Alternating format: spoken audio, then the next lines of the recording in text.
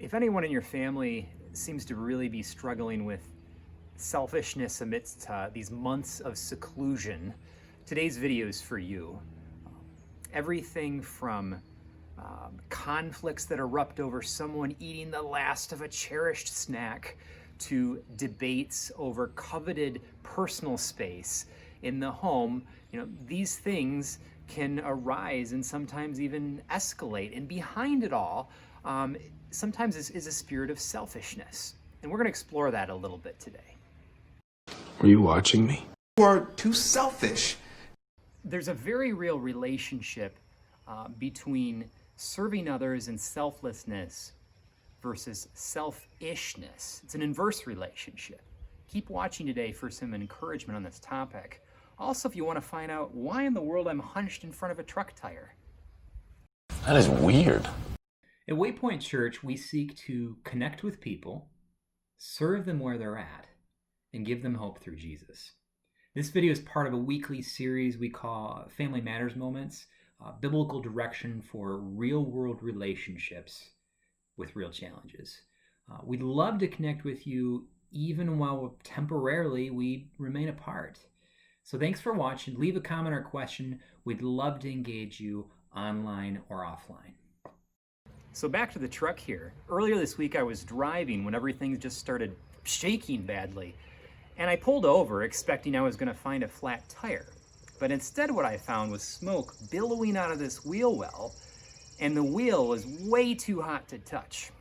So, what happened? I'm glad you asked. The brakes got stuck.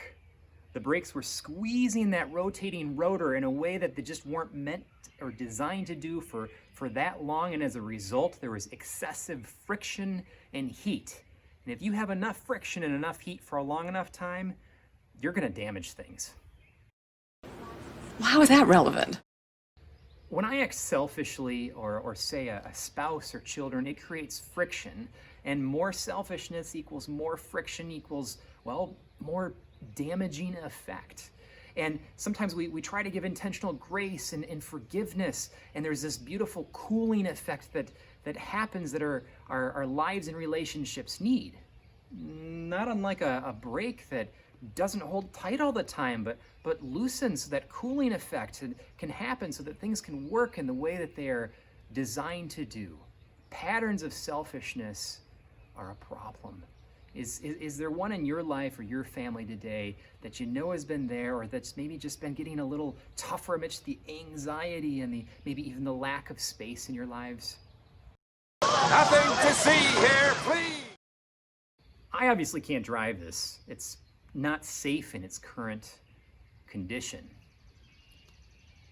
Don't let the problem of selfishness in your life or just in the composition of your family fester until it's the equivalent of, blowing smoke and glowing red hot. It's too late.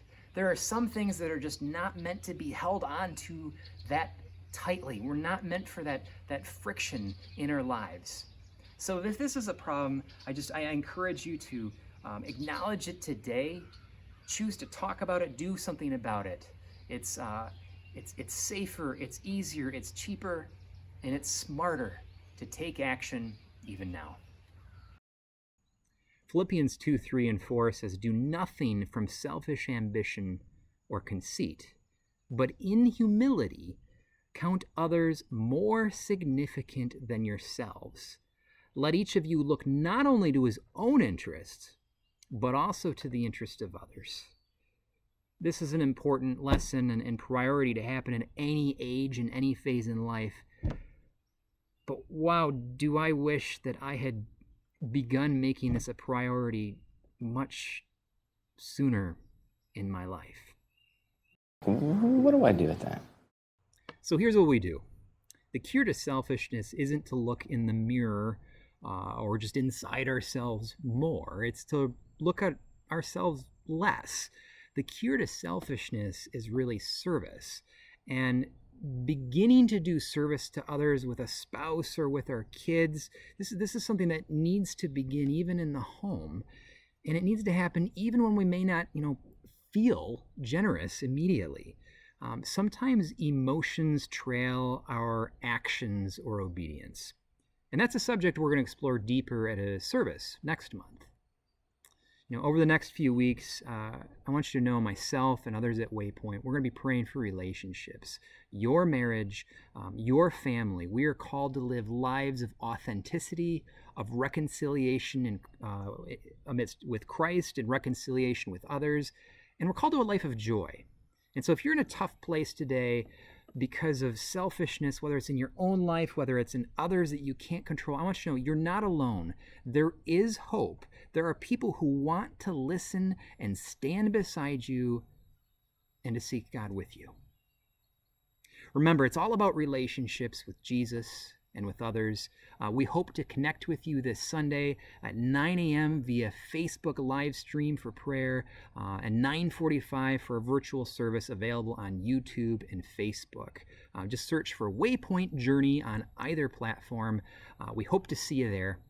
God bless.